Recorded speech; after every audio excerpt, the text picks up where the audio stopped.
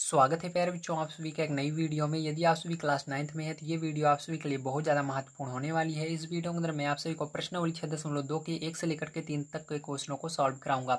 इसके आगे का पार्ट देखने के लिए आप डिस्क्रिप्शन बॉक्स में चेक कीजिए। यदि इसकी वीडियो बन चुकी है तो डिस्क्रिप्शन बॉक्स में या आप सभी कॉमेंट बॉक्स में भी जाएंगे तो वहाँ पर भी आप कॉमेंट भी कर सकते हैं आपको वीडियो कैसा लगा, और वहाँ पर मेरे चैनल द्वारा पिन किया गया आपको इसके आगे का वीडियो मिल जाएगा। तो चलिए अभी हम देखते हैं इसके पहले क्वेश्चन को किस तरह से सॉल्व करना है। और मैं आप सभी को एक चीज़ बताना चाहता हूँ, अब से क्लास 9th की वीडियो आप सभी को मॉर्निंग में सुबह 4 बजे प्रोवाइड की जाएगी। ठीक है, तो चलिए देखते हैं पहला क्वेश्चन दिया क्या गया है। तो पहला क्वेश्चन है, आकृति 6.28 में x और y के मान ज्ञात कीजिए और फिर दर्शाइए कि AB समांतर CD है। तो देखिए आकृति 6.28 आपको ढूंढना है कहाँ पर है। तो आकृति 6.28 ये है, इसके अंदर आपको x और y के मान ज्ञात करने हैं और आपको दर्शाना है कि AB जो है वो समांतर है CD के, मतलब ये वाली जो रेखा है ये CD के समांतर है, इसको आपको दिखाना है। तो चलिए कॉपी पर चलते हैं और हम इसको बढ़िया तरीके से समझते हैं। तो देखिए प्यारे बच्चों ध्यान से समझिएगा, यहाँ पर मैंने चित्र बना लिया है, ये आपका पहला नंबर क्वेश्चन है। अब यहाँ पर देखिए प्यारे बच्चों आपको ध्यान से समझना होगा। ठीक है, तो देखिए यहाँ पर जो ये 50 है, ठीक है, यहाँ पर 50 है तो यहाँ पर भी 50 अंश का कोण बनेगा। क्यों बनेगा? क्योंकि यहाँ पर ये शीर्षाभिमुख कोण बन रहा है। शीर्षाभिमुख कोण मतलब क्या होता है, मतलब ध्यान समझिएगा, शीर्षाभिमुख कोण क्या होता है। ठीक है, मतलब यहाँ पर शीर्षाभिमुख कोण तब बनता है जब जैसे एक रेखा है, ठीक है, यहाँ पर जैसे एक ये रेखा है और एक रेखा ये कट रही है यहाँ पर, जब कोण एक इस साइड बन रहा है मतलब यहाँ पर 50 अंश बन रहा है इसके अंदर, और दूसरा इस साइड बन रहा है, मतलब सेम कोण बनने चाहिए। ये एक इस साइड बनना चाहिए, दूसरा उसके पीछे, मतलब आगे पीछे। ठीक है, तो एक इस साइड बन रहा है, एक इस साइड, देखिए एक इधर डायरेक्शन में बन रहा है और दूसरा वाला इस डायरेक्शन में बन रहा है। जब इस तरह से कोण बनते हैं तो उसको क्या कहते हैं हम, शीर्षाभिमुख कहते हैं, क्योंकि इसका जो शीर्ष है केवल चेंज है। ठीक है, ये इस साइड बन रहा है, इस डायरेक्शन में बन रहा है, और ये इस डायरेक्शन में बन रहा है। ये वाला कोण आपका ऐसा नहीं है कि इधर ही बने, इधर भी बन सकता है। ठीक है, अगर इधर कोई कोण बन रहा है और एक कोण इधर कोई कोण बन रहा है तो इधर अगर उस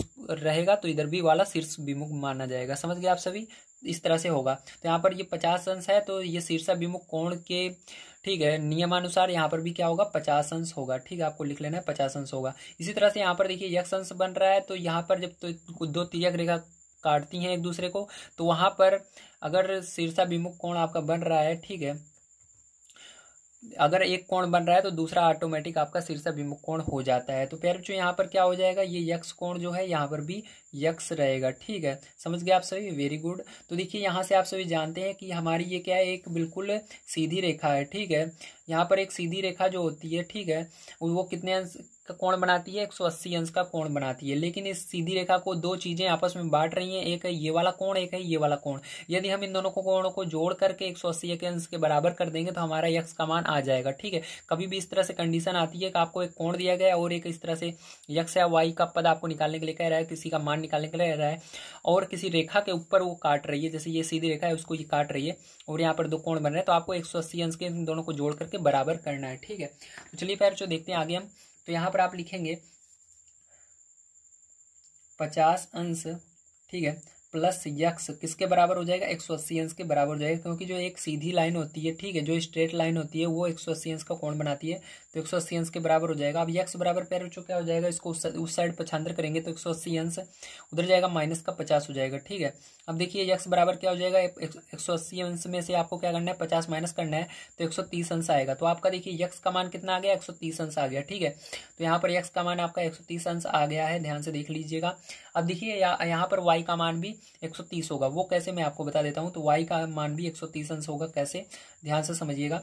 जहाँ ये यहाँ पर देखिए यक्स से यहाँ पर कोण बना रहा है ये वाला, और y यहाँ वाला यहाँ पर कोण बन रहा है। ठीक है, कभी भी ऐसे एक सीधी रेखा रहती है, एक कोण किसी भी साइड बने, इस साइड बन रहा है तो दूसरा इस साइड अगर बन रहा है ऐसे, ठीक है, तो क्या होता है, यहाँ वाला कोण इसके क्या माना जाता है, हमेशा बने या ना बने हमेशा ध्यान रखिए, आपको मानना है इसको। ठीक है, तो इधर वाला जो कोण रहता है, इधर वाले कोण के क्या होता है, वो एकांतर कोण कहलाता है। क्या कहलाता है, एकांतर कोण कहलाता है, और एकांतर कोण आपस में बराबर होते हैं। ठीक है, इस तरह के कोण, जैसे कोई लाइन है, एक कोण इधर बन रहा है तो दूसरा इधर क्या होगा, ये वाला कोण ऑटोमेटिक इसके बराबर होता है। ठीक है, तो यहाँ पर ये क्या होगा, इसके बराबर होगा। ठीक है, ध्यान रखिएगा, जैसे किसी भी दो तिर्यक रेखा को यहाँ पर ये रेखा काट रही है, ठीक है, अगर दो रेखाओं को कोई एक तिर्यक रेखा काटे तो यहाँ पर क्या होगा, यहाँ पर आपका एकांतर कोण यहाँ पर और यहाँ पर बनता है। ठीक, ये सारी चीज़ें आपको बताई गई हैं। कहाँ पर मैंने इसको पढ़ा है आपको दिखा देता हूँ, आप भी बढ़िया तरीके से इसको याद कर लीजिएगा। ठीक है, ताकि आपको एग्जाम में दिक्कत ना आए। तो देखिए यहाँ पर सारी चीज़ें दी गई हैं। संगत कोण क्या होता है, तो 1 और 3 क्या है, संगत कोण है। कैसे आप देखेंगे तो देखिए 1 यहाँ पर है, 3 यहाँ पर है, ये दोनों क्या कहलाएंगे, आपके संगत कोण कहलाएंगे। क्या कहलाएंगे, संगत कोण कहलाएंगे। और एकांतर कोण क्या होते हैं, एकांतर कोण आपके होते हैं, ठीक है, एकांतर कोण क्या होते हैं, 4 और 6। देखिए 4 ये रहा और 6 ये रहा, जो भी मैंने बताया ये क्या है, आपके एकांतर कोण है। अंतः एकांतर कोण यानी अंतः यानी अंदर जो बने हुए हैं। ठीक है, और बाह्य भी होते हैं, जैसे ये बाहर की ओर बना हुआ है तो एक इधर है ऊपर देखिए, और दूसरे साइड 7 इधर है, तो ये क्या है, बाह्य वाले हैं आपके एकांतर कोण। ठीक है, तो बाह्य एकांतर कोण में क्या आ जाएगा, 1 और 7 आ जाएगा। इसी तरह से आपका यहाँ पर ये फिर से अंतः कोण आ गया। ठीक है, तिर्यक रेखा, बस आपको इसी तरह से सारी चीजें आपको पीछे की पढ़ लेनी है, ध्यान रखिएगा, तो आपको बड़े आसानी से ये समझ में आ जाएगा। ठीक है, तो आपको इसको बढ़िया तरीके से पढ़ लेना है। तो चलिए अब हम, आपको पता चल गया ये किससे है, ये आपका एकांतर कोण है। ठीक है, दोनों एकांतर कोण के अंतर्गत ये बराबर होंगे। ठीक है, तो एकांतर यहाँ पर लिख देना, क्योंकि एकांतर कोण है। ठीक है, तो यहाँ पर आपका x बराबर होगा y के, और y बराबर होगा 130, मतलब दोनों के जो मान आएंगे 130 अंश आएंगे। ओके, तो आपका ये पहला नंबर क्वेश्चन समाप्त होता है। प्यारे बच्चों आइए चलते हैं अब सेकंड नंबर क्वेश्चन पर, उसको पढ़ते हैं और उसको भी सॉल्व करते हैं। तो देखिए प्यारे बच्चों आइए देखते हैं सेकंड नंबर क्वेश्चन क्या दिया गया है। तो दिया गया है आकृति 6.29 में यदि AB समांतर CD, CD समांतर EF और Y अनुपाते Z 3:7 है तो x का मान ज्ञात कीजिए। तो इसको बड़े ध्यान समझिएगा, यहाँ पर आकृति 6.29 ढूंढना है, तो ये रही 6.29, इस आकृति की बात हो रही है। इसके अंदर कह रहा है AB समांतर है CD के, ये वाला इसके बराबर है, और CD बराबर है इसके। तो सीधी सी बात है, अगर ये ठीक है, 1 मीटर का ये है, 1 मीटर का ये है, ये कह रहा है ना AB समांतर CD, मतलब 1 मीटर ये वाली लाइन है तो 1 मीटर ये है। तो आगे कह रहा है CD समांतर EF, और ये 1 मीटर है तो ये वाली भी 1 मीटर है। तो सीधी बात है तीनों 1-1 मीटर की होंगी। ठीक है, तो इसलिए आपको पता लग गया कि हाँ ये तीनों क्या है, बराबर है। और y अनुपाते z बराबर 3:7 है, तो इसका अनुपात दिया गया, तो x का मान ज्ञात करना है। तो कैसे निकालेंगे, ध्यान से समझिएगा। तो देखिए यहाँ पर मैंने क्या किया है, चित्र बना लिया है। ठीक है, जो आपको दिया गया है, आकृति दी गई उसको बना लिया। अब ध्यान से आपको एक एक चीज को समझना है प्यारे बच्चों। यहाँ पर तो यहाँ पर आपको पहला नंबर क्या दिया है, अनुपात दिया गया है। ठीक है, तो क्या दिया गया, अनुपात दिया गया है, y अनुपाते z का जो अनुपात है वो है 3:7। ठीक है, दिया गया है आपको, वेरी गुड। अब आपको यहाँ पर मानना है, माना y बराबर, देखिए जो आगे है वो इसका मान है, जो पीछे है ये इसका मान है। y का मान क्या होगा, ये देखिए y आगे है तो वो इसका मान आगे वाला होगा सॉरी 3, तो y का मान क्या होगा, 3 होगा।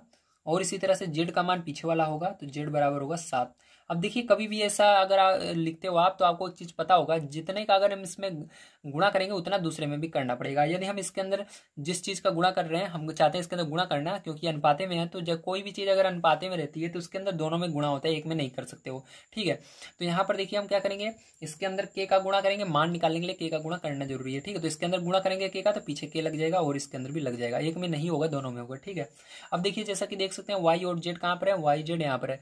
देखिए मैंने अभी आपको एक बताया था, इस तरह से लाइन खींच करके इधर कोण बनता है, एक कोण इधर बनता है, तो उसको क्या कहते हैं, जल्दी बताइए। तो ये आपका होता है एकांतर कोण। क्या होता है, एकांतर कोण होता है। ठीक है, तो ये आपका एकांतर कोण है, बन रहा है, यहाँ पर देख सकते हो आप सभी, y और z। ठीक है, तो एकांतर कोण आपस में बराबर होते हैं, क्या होते हैं, बराबर होते हैं। ठीक है, तो यहाँ पर आपका क्या होगा, ये y, ठीक है, यहाँ पर बराबर होते हैं। मैंने आपको एक चीज बताया था कि अगर यहाँ पर 2 रेखाएं बनी हो और उसके एक तिर्यक रेखा इस तरह से काट रही हो, ठीक है, तो वहां पर क्या होता है, जो इधर कोण बनता है वो इसके बराबर होता है, क्योंकि ये शीर्षाभिमुख है। इसी तरह से देखिए जो इधर कोण बनेगा वो इसके बराबर होगा। ठीक है, इस इधर वाला कोण इधर वाले के बराबर, इधर वाला इधर वाले के, इधर वाला इधर वाले के बराबर, इधर वाला इधर वाले के। ठीक है, समझ गए आप सभी। इसी तरह देखिए यहाँ पर कोण बन रहा है ना, तो ये z जो है इधर वाले के बराबर होगा, यहाँ पर भी z होगा। इसी तरह से यहाँ पर ऊपर y बन रहा है, तो इधर नीचे क्या होगा, y होगा। ठीक है, तो आप अगर देखें ध्यान से तो क्या है, ये एक सीधी रेखा है। मैंने बताया था सीधी रेखा का मान कितना होता है, 180 अंश होता है। ठीक है, सीधी रेखा जो होती है वो 180 अंश के होती है। तो यहाँ पर 2 कोण बन रहे हैं, दोनों कोणों को हम जोड़कर किसके बराबर कर सकते हैं, 180 अंश के बराबर कर सकते हैं। तो यहाँ पर क्या करेंगे हम, यहाँ पर हम लिखेंगे, ठीक है, 3k + 7k। ठीक है, आपको यहाँ पर देखिए आपने y बराबर जो माना है उसी को लिखना है। यहाँ पर आपने 3k माना है और यहाँ पर 7 के मान है, तो इसको लिखेंगे बराबर कर देंगे किसके, 180 अंश के। ठीक है, समझ गए, क्योंकि यहाँ पर एक सीधी रेखा बन रही है और यहाँ पर दो कोण बन रहे हैं, दोनों कोणों को इसके बराबर करेंगे। यहाँ तक नहीं लेंगे, ध्यान रखना, इन दो रेखाओं के बीच में लेंगे, यहाँ से यहाँ तक की दूरी हमको लेनी है। ठीक है, अब देखिए प्यारे बच्चों क्या करेंगे, यहाँ पर अब इन दोनों को जोड़ लेंगे हम। तो जोड़ने के बाद आपका क्या आएगा, ध्यान से समझिएगा। तो यहाँ पर जोड़ोगे तो आपका हो जाएगा 10K बराबर 180 अंश। ठीक है, अब के बराबर क्या निकल कर आएगा, जल्दी बताइए। तो के बराबर आपका ये उधर 75 होगा, तो 180 अंश बटे में 10 चला जाएगा। 10 से डिवाइड कर दोगे, मतलब 10 से भाग दे दोगे 180 को, तो के बराबर कितना आ जाएगा, 18 अंश आ जाएगा। कितना आ जाएगा, 18 अंश आ जाएगा। तो यहाँ पर के का मान आपका 18 अंश आया है। ठीक है, इतना समझ में आ गया, वेरी गुड। अब देखिए ध्यान समझिएगा, यहाँ पर आप चाहो तो यहाँ पर y का भी मान निकाल सकते हो, चाहो तो यहाँ पर अब रख करके z का भी मान निकाल सकते हो, लेकिन यहाँ पर k का मान हम उसी के अंदर रखेंगे जिससे हमको x का मान निकल जाए। तो देखिए x किस साइड है, इस साइड है। ठीक है, देखिए यहाँ पर x ऊपर x है, इधर ये एक सीधी लाइन गई हुई है ना, इस तरह से थोड़ा बड़ा कर देता हूँ। तो देखिए इस तरह से एक ये सीधी लाइन गई हुई है, इन तीनों रेखाओं को तिर्यक रेखा काट रही है। कौन सी रेखा है, तिर्यक रेखा है, थोड़ी तिरछी है ना, इसलिए तिर्यक रेखा बोलते हैं। जो थोड़ी तिरछी होती है उसको तिर्यक रेखा बोलते हैं। ये तिर्यक रेखा क्या कर रही है, यहाँ पर देखिए, यहाँ पर एक x अंश का कोण बना रही है और इस साइड z अंश का कोण बना रही है। तो देखिए अब मैंने आपको बताया था अभी कि इधर जो कोण बनता है और एक कोण इधर बन रहा है, तो ये क्या होते हैं, एकांतर कोण होते हैं। ठीक है, और जो एकांतर कोण होते हैं वो आपस में क्या होते हैं, बराबर होते हैं। आपको इसके पहले वाले क्वेश्चन में मैंने समझाया भी था। यहाँ पर देखिए एकांतर कोण जो होते हैं बराबर होते हैं, इसलिए x और y का मान जो हुआ था बराबर हुआ था। ठीक, इस वाले में, पहले वाले में। तो यहाँ पर भी सेम वही होगा। तो हम यहाँ पर क्या करेंगे, अभी पहले हम z इसके अंदर इस वाले, इसको समीकरण 1 मान लेते हैं, इसको समीकरण 2 मान लेते हैं। ठीक है, समीकरण 2 के अंदर रख करके क्या करेंगे, हम z का मान निकालेंगे और ये x के बराबर हो जाएगा जो z का मान आएगा। तो लिखेंगे समीकरण 2 से। ठीक है, तो समीकरण 2 से अब देखिए यहाँ पर हम मान को रख देते हैं, तो जाएगा z बराबर 7K। तो z बराबर 7K आया आपका। ठीक, क्या आया, z बराबर 7K। तो यहाँ पर k का मान क्या निकला है, देखिए 18 निकला है। तो यहाँ पर k की जगह क्या रख देंगे प्यारे बच्चों, हम 7 गुणे 18 कर देंगे। ठीक है, तो यहाँ पर 18 का गुणा आप 7 में कर दीजिएगा।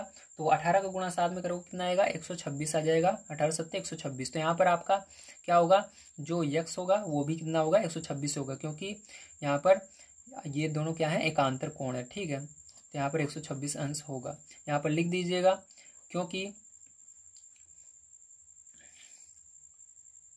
x, y एकांतर कोण है।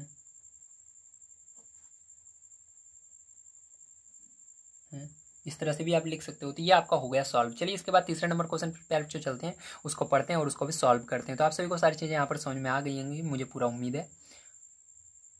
तो देखिए प्यारे बच्चों, यहाँ पर ध्यान समझिएगा, तीसरा नंबर क्वेश्चन आपको दिया गया आकृति 6.30 में। मतलब इस आकृति की बात हो रही है, यदि ए बी समांतर सी डी, ए बी जो है वो सी डी के समांतर है, ये वाली रेखा इस वाली रेखा के समांतर है। ठीक है, और ई एफ लंब सी डी, तो ई एफ क्या है, जो ई एफ है, ई एफ, ठीक है, उल्टा बात हो रही है, ई एफ ये लंब है किसके ऊपर, सी डी के ऊपर। ठीक है, या देखिए आप यहाँ पर ई एफ भले कह रहा है, आप ई एफ का हो या एफ ई का हो, बात एक ही है। ठीक है, तो ये किसके ऊपर लंब है, लंब सीडी के ऊपर है, मतलब इसके ऊपर आकर रुका हुआ है। तो देखिए ये जो ई एफ है ये किसके ऊपर आकर रुका हुआ है, इसके ऊपर टंगा हुआ है। इससे मान लीजिए यहाँ पर, ठीक है, जैसे आप जानते हो कि जो खंबा होता है वो जमीन पर रुका होता है, बिल्कुल ये खंबे का काम कर रहा है और ये जमीन का काम कर रहा है, यही इसलिए इसके यहाँ पर लंब इसको पढ़ते हैं। ठीक है, तो ये खंबे जैसा लग नहीं रहा है, इसलिए इसको लंब पढ़ते हैं। तो यहाँ पर ई एफ जो है वो लंब सी डी है, और ये कह रहा है जी ई डी, जो जी और ई है और डी है, यहाँ से यहाँ तक का कोण क्या है, 126 अंश। मेरे को कैसे पता चला इसको बोल रहा है, बीच में जो होता है उसी की बात कर रहा है, कोण ई की बात कर रहा है, लेकिन किस चित्र के अंदर किस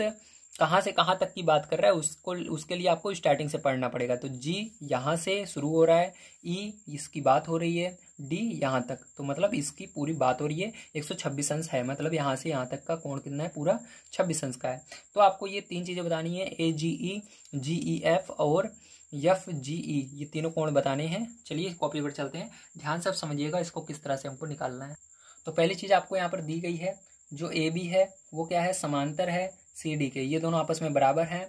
दूसरा नंबर यहाँ पर ध्यान रखिएगा, जो ए जी ई होगा, ठीक है, वो बराबर होगा आपका जी ई डी के। कैसे होगा, ध्यान से देखिए, यहाँ पर देखिए ए जी ई, तो ए यहाँ से, जी यहाँ से और ई यहाँ तक, मतलब ये वाला कोण की बात हो रही है AGE, ठीक है। ये वाला जो कोण है ये किसके बराबर होगा, ये आपका बराबर होगा GED के, किसके, GED के, GED मतलब यहाँ तक पूरे कोण के बराबर होगा। क्यों होगा, क्योंकि यहाँ पर आपका बन रहा है एक एकांतर कोण, क्या बन रहा है, एकांतर कोण बन रहा है, इसलिए ये बराबर होगा। तो यहाँ पर एकांतर कोण से, ठीक है, एकांतर कोण, तो एकांतर कोण है, इसलिए यहाँ पर देखिए आपका GED बराबर आपकी बुक में मान दिया गया है, कितना है GED बराबर, तो GED बराबर हमारा था 126 अंश, तो यहाँ पर 126 अंश यहाँ पर रख देंगे, तो आपका AGE बराबर भी क्या हो जाएगा, 126 अंश यहाँ पर आ जाएगा, ठीक है। तो पहला मान हमको निकल गया, हमको यही निकालना था पहला। चलिए अब आगे देखिए, यहाँ पर अब यहाँ पर हम लिखेंगे आकृति द्वारा, ठीक है, जो ये आकृति बनी है इसके द्वारा। अब ध्यान से देखिए, आपको दिख रहा होगा, थोड़ा ऊपर कर लूंगा अगर नहीं दिख रहा है तो। अब देखिए यहाँ पर आकृति में अगर आप देखें तो यहाँ पर GED, तो इसके अंदर कितनी चीजें आ रही हैं GED के अंदर पूरा, तो ध्यान से मैं आपको समझा देता हूँ। तो यहाँ पर लिखेंगे सबसे पहले कोण, क्योंकि कोण की बात हो रही है तो इसको कोण पढ़ते हैं। कोण GED बराबर किसके होगा, क्योंकि GED के अंदर दो चीजें आ रही हैं। पहला देखिए यहाँ से यहाँ तक के अंदर दो चीजें आ रही हैं, एक ये चीज, ठीक है, ध्यान से समझिएगा। पहला यहाँ से यहाँ तक कितनी चीजें आ रही हैं, एक आपकी आ रही है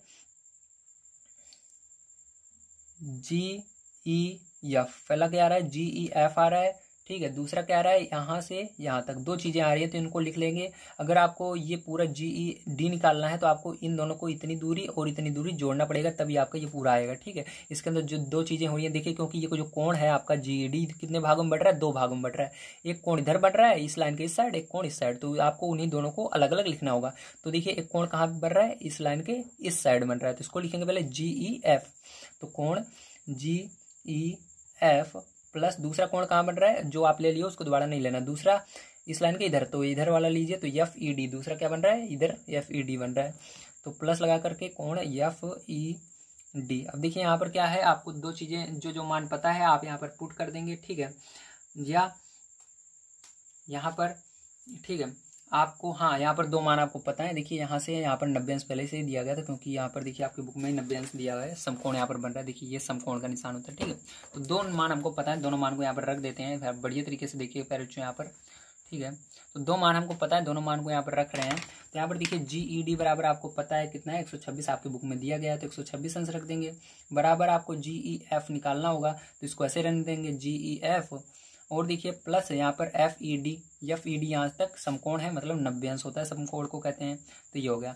अब क्या करेंगे, इसको उधर ले जाएंगे, ठीक है, क्योंकि ये इधर प्लस में है और इसको उधर ले जाएंगे। तो यहाँ पर क्या हो जाएगा, GEF बराबर पैर जो ये उधर जाएगा, पक्षांतर होगा, तो देखिए इधर प्लस में उधर माइनस में हो जाएगा, तो 126 माइनस 126 अंश माइनस 90 अंश, ठीक है।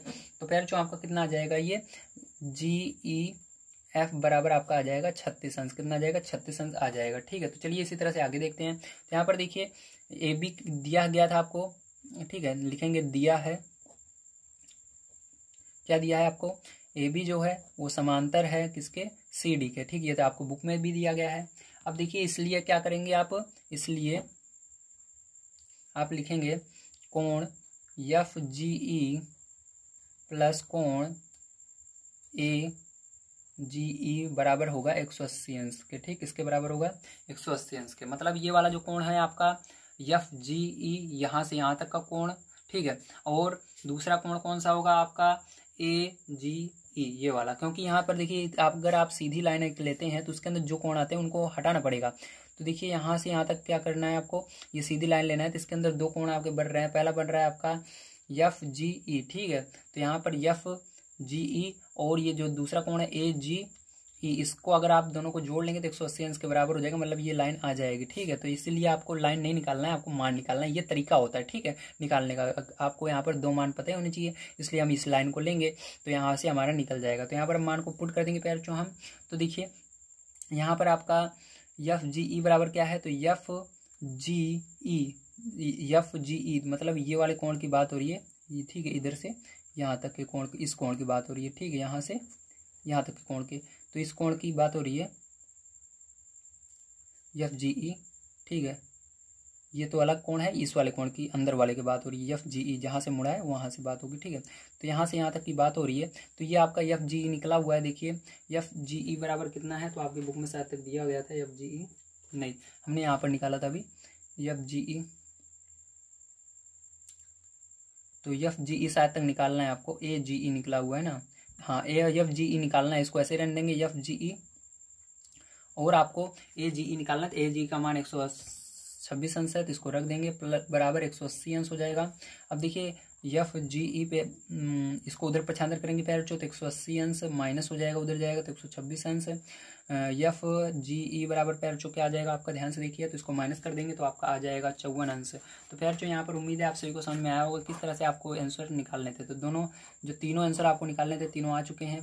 एक ये रहा, एक ये रहा आपका, और तीसरा वाला ये रहा। तो कल की वीडियो में मैं आप सभी को इसके आगे के सॉल्यूशन प्रोवाइड करूंगा। अगर वीडियो बन गया है तो कमेंट बॉक्स में चेक कीजिए, वहाँ पर कमेंट भी आप कर सकते हो कि किस तरह से आपको ये वीडियो कितना अच्छा लगा, आपको सारी चीज़ें समझ में आई कि नहीं, और वहाँ पर आपको लिंक भी मिल जाएगी इसके आगे वीडियो की।